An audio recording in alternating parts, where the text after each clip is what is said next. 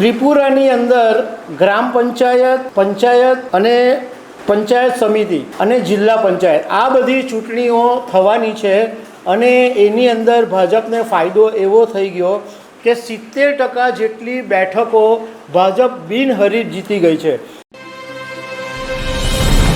નમસ્કાર દર્શક મિત્રો, ભારતીય જનતા પાર્ટી માટે એક સારા સમાચાર સામે આવ્યા છે.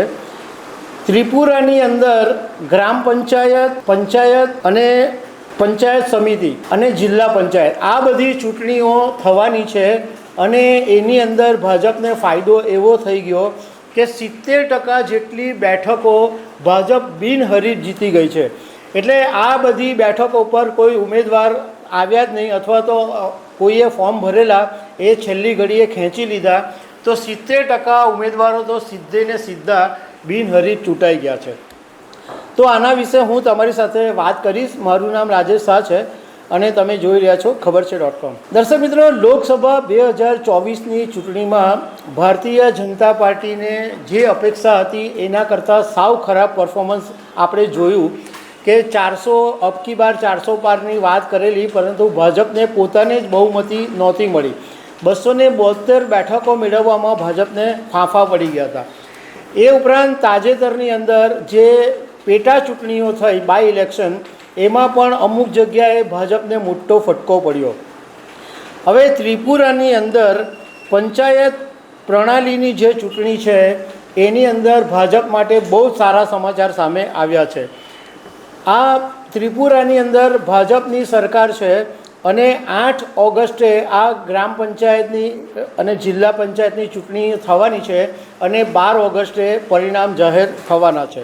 હવે આ જે પંચાયત પ્રણાલીની જે ચૂંટણી છે એમાં ગ્રામ પંચાયત, પંચાયત સમિતિ અને જિલ્લા પરિષદ આટલી ચૂંટણીઓ એમાં આવે છે. તો પહેલાં વાત કરીએ કે ગ્રામ પંચાયતની અંદર ટોટલ 6370 સીટમાંથી ભાજપને 4550 સીટ ઉપર સીધો ફાયદો થઈ ગયો છે. એટલે આ 4550 બેઠકો છે એની ઉપર ભાજપ બિનહરીફ જીતી ગયું છે, કારણ કે ત્યાં હવે કોઈ ઉમેદવાર નથી.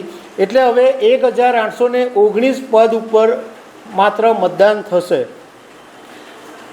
ભાજપે આ જે ગ્રામ પંચાયતની ચૂંટણી છે એમાં 1809 બેઠકો પરથી પોતાના ઉમેદવાર ઉતાર્યા છે. તો સામે CPIM છે એણે 1222 ઉમેદવાર ઉતાર્યા છે અને કોંગ્રેસે 731 ઉમેદવાર ઉતાર્યા છે.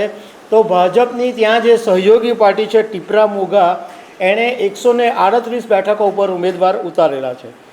એવી જ રીતના વાત કરીએ પંચાયત સમિતિની જે ચૂંટણી છે એમાં ટોટલ 423 બેઠકો છે. એમાંથી ભાજપ 235 બેઠકો પર બિનહરીફ જીતી ગયું છે. જિલ્લા પરિષદની જે ચૂંટણી છે એમાં 116 બેઠકો છે. એમાંથી 96 બેઠકો પર મતદાન થશે, કારણ કે 20 બેઠકો પર ભાજપ બિનહરીફ જીતી ગયું છે.